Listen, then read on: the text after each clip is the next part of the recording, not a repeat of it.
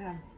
Labdien, esmu Ināra Silicka, Kārsavas novada domas priekšsēdētāja, un pat labāk es atrodos Īrijā, Kleinmorisā, kur notiek Latgales dienas Īrijā. Šis pasākums tika jau īstenots pagājušajā ar Kurzemes dienām Īrijā, šogad tās ir Latgales dienas, un vēl tad gaidāmas arī Zemgales un Vidzemes dienas šeit Īrijā. Kāds mērķis?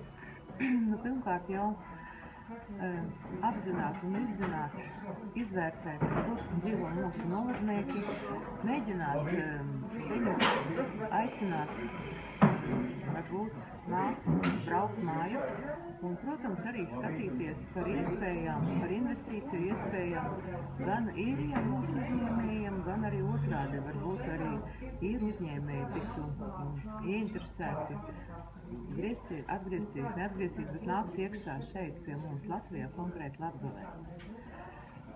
Satiekoties ar vietējiem mūsu iedzīvotājiem, latviešiem, aizvien vairāk mēs saprotam, ka tomēr arī no viņu puses ir devums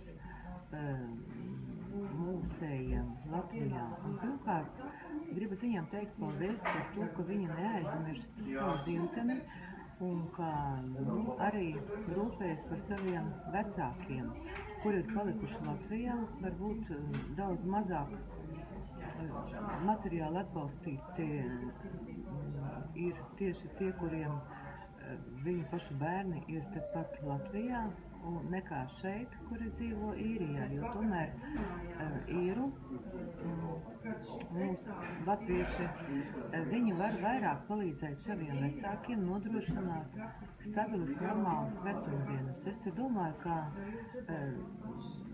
ir jāveido palīdzības tādas tīklas, kurš varētu īstenot palīdzību Latvijā.